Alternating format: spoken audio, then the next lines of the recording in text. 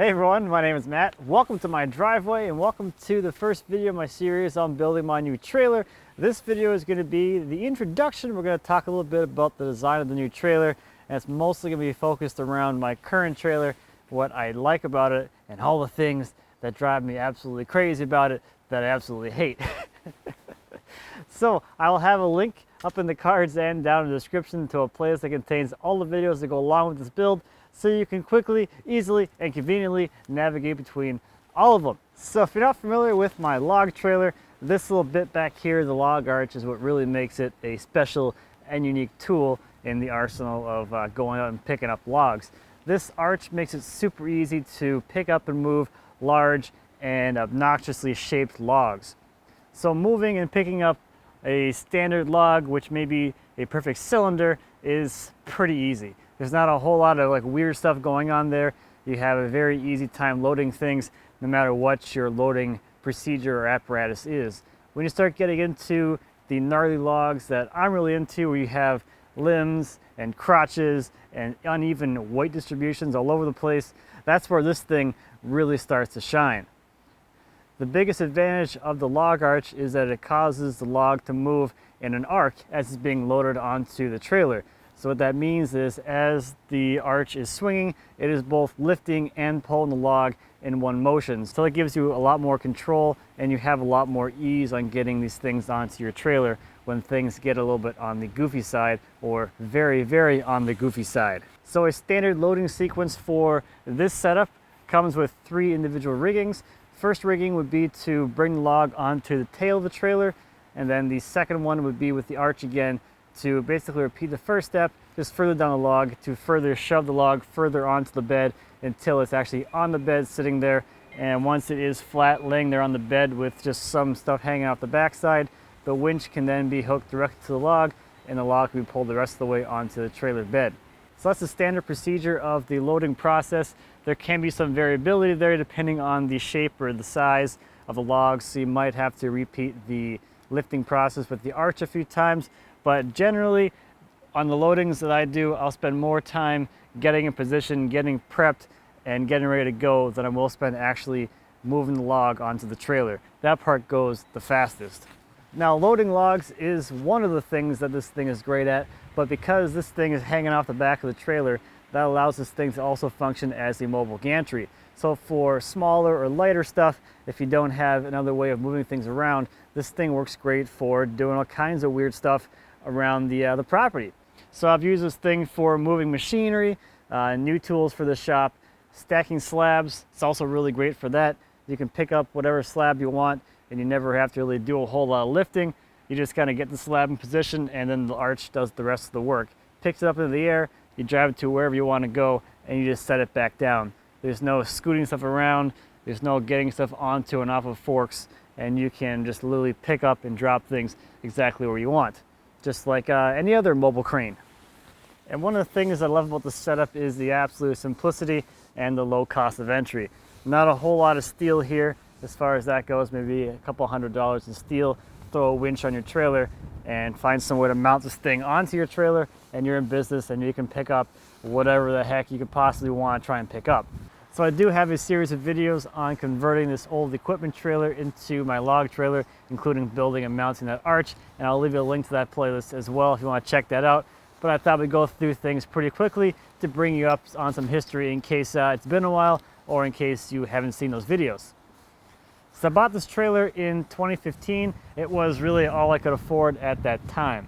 I was looking for something relatively short because I don't have a whole lot of space in my yard to park things, so a shorter trailer really appealed to me. I don't move around a lot of long stuff, and this trailer ended up being a 10-foot by 5-foot bed, which was right in line with what I wanted for my particular application, which is going to be moving wood around and hauling around logs. So the previous owner had used this trailer for hauling around his skid loader, and before that, I'm not really sure. This is definitely an old trailer. It's been around for a while. It has been modified and repaired over the years, and when I got it, I went to work on fixing it up and making it a little better for my uses. So the first thing I did was install a complete brake package into this trailer. So when I bought the trailer from the previous owner, he had never hooked up the brakes, and was not using them at all. So the brake pads, the drums, the backing plates were all rusted and they were just totally gone. So it's just going to be easier to replace the entire thing and have nice new working brakes and not have to worry about those.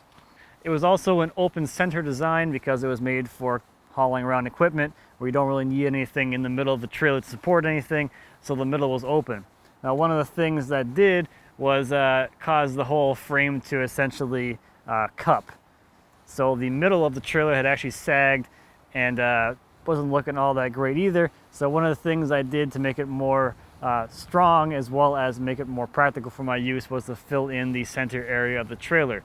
So I did that with some 4-inch C-channel, and I topped that with the same decking that's on the rest of the trailer, 10-gauge sheet steel.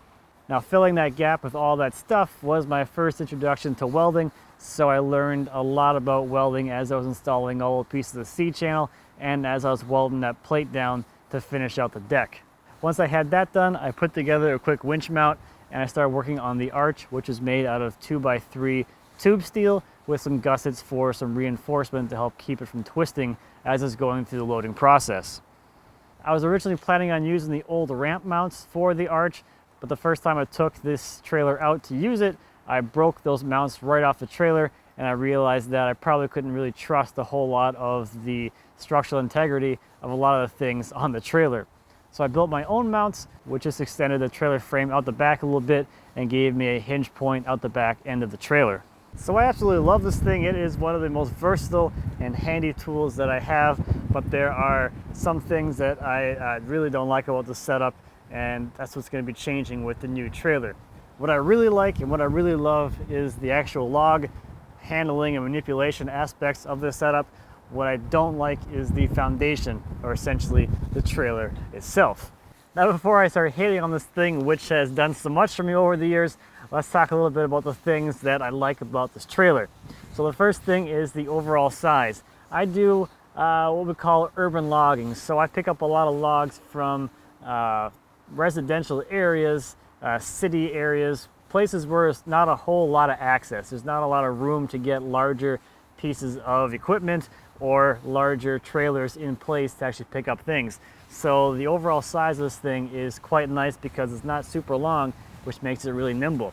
Again, the deck size on here is 5 by 10 feet long, so that makes the overall size of this trailer really small, really nimble, and it's really able to get into a lot of really tight pickups, which I wouldn't otherwise be able to do with a full-length typical trailer. I also really like the deck height on here is 18 inches, which means you don't have to lift things as high to get them onto the trailer. For me, it's like right below knee height, so it's really nice and low, which makes loading a lot easier. Next up is going to be the deck. I love having a steel deck. So for loading things on here, a lot of it's gonna be like sliding around, so it makes it really easy for logs to slide on and off of here. And for the most part, it's pretty much indestructible as far as my use cases are concerned. The biggest thing with it is, the paint takes a beating, but looking past the actual paint, there aren't any like big dents or gouges or anything in here that you would have with another decking material. Another thing that I like about this concept is the fact that everything beneath it is totally shielded from the elements. So there's no rainwater or snow or anything dripping down onto my wiring or onto my axles or anything underneath here. The frame members don't get full of crap or full of precipitation. The only time you're gonna get stuff on those is driving down the street on a wet day. So the nice thing about having a nice sealed top is introducing more moisture into the frame beneath the deck. Now, another thing that I really like is this angled rear of the trailer. That way, if anything is kind of hanging down, this helps to basically act as a ramp to push it up onto the bed of the trailer. So I really like this, and this concept's going to move forward into the new trailer. Now, something I had been kind of debating and going back and forth with over the years is having a roller back here. This is why I left the original ramp mounts here, so I can install a roller back here at some point. However, as I've used this thing, I've kind of come to the conclusion that the roller wouldn't be all that useful, and it could be a little bit more on the detrimental side in some circumstances. One of the things that happens as logs are being loaded onto here with the arch is the arch actually picks up most everything up onto the deck. If you're using it right, you shouldn't be rubbing on the back corner of the deck anyway. There are some occasions if you have a crotch or a limb hanging down that you can't be lifted up high enough to get it over there, and that's where the angled rear kind of takes over and helps to shove things onto the deck. In those cases, if you had a roller, especially if it was a smaller diameter, it would probably hang up on that limb and you get caught. So the biggest sort of logic check for me is, as I've been using this thing, I have never once thought to myself, man, I really wish I had a roller back here. And there have been times when I've had logs kind of teetering on the back here where I have been happy that I don't have a roller back here, because having a roller and having something that could allow things to move freely is not something I particularly want when I'm dealing with something that weighs more than the trailer, more than my smaller truck. So no roller for me, but I will say this: if you are picking up things that are always going to be cylindrical, so your perfect logs, a roller will save you, or could save you, one lift step with the arch. So you could lift once to get the log onto the bed of the trailer, have it resting on the roller, hook your winch directly to the log, and pull it over this as a fulcrum point, and you would have one less rigging to do with the arch. But for the big stuff that I pick up, that's just not all that practical. And now for the things that I don't like about this trailer, and the first one here as well is the size. The overall length on this trailer is a bit off. Because it is so short, it is very hard to get a proper weight distribution and have enough tongue weight as you're getting ready to go down the road. Especially with the goofy logs that I pick up, where one end of the log, especially the far end, usually tends to be heavier than this end. It is very hard to get enough tongue weight onto this thing. And with the axle placement as well, there's not a whole lot of room to go back as well, so there's that. The overall length is kind of fighting against the safety and the practicality of actually being able to use this thing pulling down the road. Another thing that I would like would be just a bit wider as well. That would give you more capacity on the deck without kind of sacrificing the nimbleness of the trailer itself. So right now, this can really only do like one big log, and if I wanted to get a big log and like a small log next to it, it'd be kind of hard to do. So I like to go a little bit wider. The other advantage with going a little bit wider is that this trailer wouldn't be totally invisible behind my dually. The one thing I learned as soon as I got that thing and started pulling this trailer around is that this trailer is so small that it is 100% completely invisible behind that truck. So as you're going down the road, or as you're trying to back this thing in somewhere, you can't see it. The thing that's limiting me as well is the weight capacity of the trailer. So this trailer is registered as a 10,000 pound trailer. So when I was naive and I was buying this trailer, I thought, hey, it's registered for 10,000, these should be 5,000 pound axles. They're not. These are 3,500 pound axles. And for anyone doing trailer shopping, 5 lug is going to be 3,500 pounds, 6 lug is going to be your 5,000 pounds, and then your 8 lug is going to be either 6 or 7,000 pound axles. So as a quick look at the wheels and see what kind of lugs they have, they'll tell you pretty well what kind of axles are actually on there. So the trailer itself weighs probably close to 2,000 pounds, probably like 1,800 pounds with the arch and the winch on here.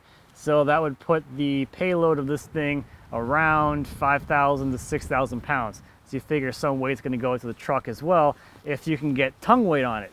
So that's another limiting thing. If you can't get tongue weight onto the truck, then you can't have as much payload on here either. So I like to have much bigger axles, much bigger tires, so I don't have to really worry about that anymore.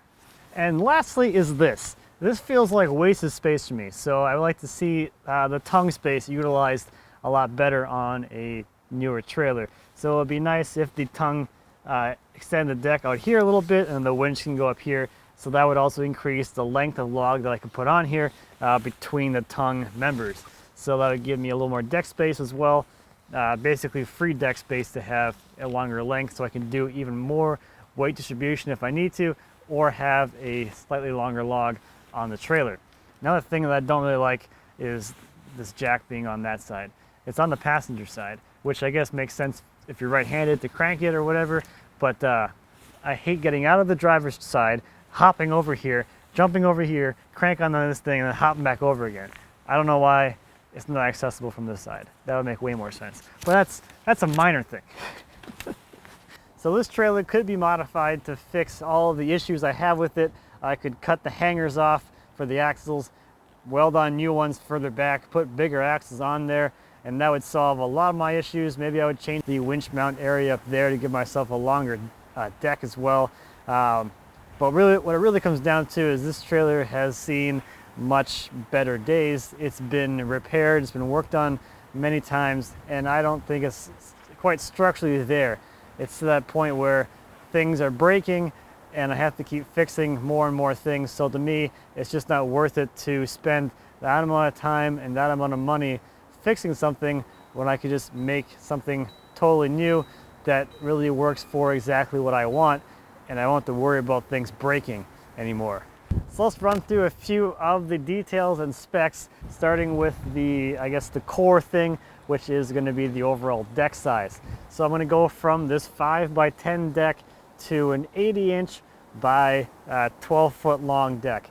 So that's going to give me a little more width. It's going to be like a standard full-size width trailer, and it's also going to be a little bit longer so I can haul longer logs or be able to have some more length to distribute the load on a shorter log. So a 10-foot long log, I'll have an extra 2 feet in here to kind of play with the position over the axles to get the tongue weight right where it needs to be.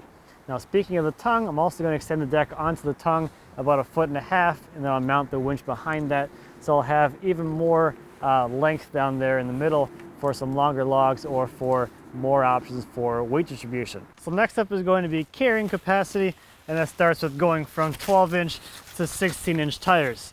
So those are your 8-lug wheels. So those tires will go onto 7,000-pound axles, and one of the downsides, which is going to be acting against the things that I really like, is that those are bigger diameter, which is going to bring the deck height up. So to counteract that, I'm using a drop axle, which takes a 4-inch drop. So it should reduce the deck height down to roughly what I have now. Maybe just a couple inches higher, but not a whole heck of a lot like those ones would. Now for the frame, I'll be using a pretty standard 6-inch construction, which is what you'll see on trailers with tandem 7,000-pound axles. So it'll be a 6-inch section for the tongue as well as the frame. And then the pieces that go between the cross members will be a 4-inch C-channel. So this one here is a 4-inch construction, which is what you would see on your 7,000-pound trailers like this. A 5-inch would go to your 10,000-pound, and then a 6-inch would typically be your 12 or 14,000-pound trailers. So the empty weight of the new trailer should be close to 3,000 pounds, so about 1,000 pounds more than the current one. That's going to be about the same weight as any other trailer you could buy in this sort of weight capacity, but that's going to be an 8-foot longer trailer. That's going to be an 18 or 20-foot long trailer. Those ones weigh about 3,000 pounds. So what I'm going to do is build my 12-foot trailer with heavier materials and have basically the same weight in a smaller package. So what's interesting about this trailer capacity is it kind of gets you into this kind of weird area where you start playing with numbers so that you can still pull the trailer with a driver driving a vehicle that may not have a commercial license. So you'll see a tandem 7,000-pound trailer listed for a weighted rating of 14,000 pounds, or you can still see that at a rating as higher, like 15,500 pounds. So 15.5 would be the axle capacity plus what's going to go onto the tongue, onto the tow vehicle. For that, that's going to put you over a 26,000 pound weight rating. With your tow vehicle, probably, depending on what you're towing it with, you probably will be into that commercial license territory. So what I'm going to be doing is registering mine at 12,000 pounds so that I can be pulled with this dually truck, which has a rating of 14,000 pounds. So the combination would be 26, which would allow this combination to be driven by a driver without a commercial license. So if you have a commercial license and everyone that's going to drive that combination also has a commercial license, you can go ahead and rate these things for whatever they're actually rated to actually move, and don't have to worry about playing that game.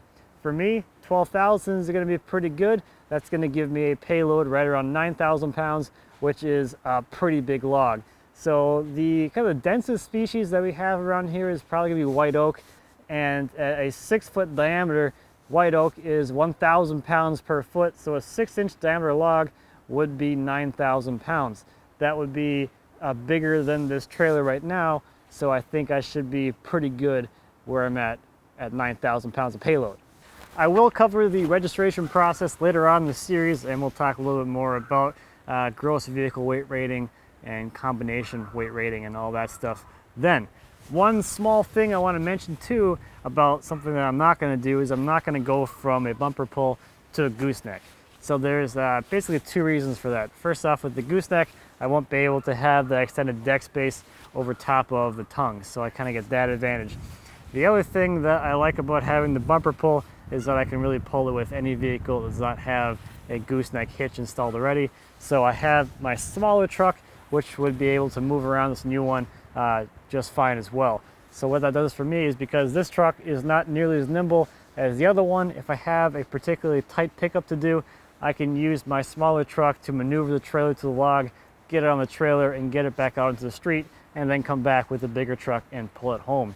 So a little more flexibility there, I think, will work out pretty nicely. So now lastly, let's talk a little bit about cost, and does it really make sense financially to build your own trailer? So I'm going to answer that with an apples to oranges comparison. The price for a similar trailer you can buy off a lot is going to be, $6,500 is what you're going to kind of be at before taxes and registration probably. That's going to be an 18 or 20 foot long trailer though, and it's not going to have all the little fun little things that make it exactly what you want. And of course you can go ahead and buy a used one and do all the modifications and stuff that you want as well, but just looking at kind of a new kind of spectrum. A better comparison is going to be from the material cost versus hiring a fabrication shop to custom build your trailer exactly as you want. The one thing I like about the whole custom thing is you can pick exactly what you want. You can pick exactly the axles you want, you can pick exactly the tires you want. If you want extended deck over the tongue, you can do that. If you want a winch plate, which is exactly matched for the winch you're using, if you want a goofy arch thing on the back of your trailer, you can get that as well. So I don't really have any experience with pricing from like a custom fabrication shop. So if anyone happens to do that or has had trailers made, feel free to leave a comment and let people know kind of what to expect in that space. Now, as far as this build, as far as cost is going to go, I will probably be about $6,500 before I get to paint. So steel is going to be about $2,500. Axles, tires, with the brakes and jacks, lights, all the other trailer related stuff is going to be about $4,000. So that's to give you some ideas of what things cost. Other thing I'm doing, which I've never had before, is I bought a spare tire. I've never had a spare tire, so now I have one. So there's that. That was a little bit of added expense, but I'll be happy the day I'm stuck on the side of the road. So to recap, new trailer, a little bit bigger, much heavier built, bigger axles, bigger wheels. This winch will move over. I'll be building a new arch to fit onto the new trailer. I'm going to add different jacks to the back for stabilizing. Those things work great for smaller logs, but they just can't really handle a whole lot of like weird side load. So I'm doing some bigger, beefier ones for those as well. So everything log handling related is going to move over. I'm also going to do a chain tray, which is going to be up here on the tongue. I left this area here open because I never got around to putting that plate in there. And one of the things I thought about over the years was I could put a bottom on there and have a little tray, which I haven't done. So I want to see a chain tray on the new trailer. So I hope you're as excited for this build as I am. I am very much looking forward to this one. And another reason why I just want to do it myself is because I actually enjoy larger metal projects like this. I don't get to do these super often. So just for me, the pure enjoyment of actually being able to make these things myself is reason enough to do it. So yeah, that's the new trailer build. Feel free to let me know if you have any additional questions about this thing, and we'll get rolling on getting this thing built. So thank you as always for watching. I greatly appreciate it. If you have any questions or comments on the impending trailer build or anything back in the shop, please feel free to leave me a comment. As always, I'll be happy to answer any questions you might have. And until next time, happy woodworking.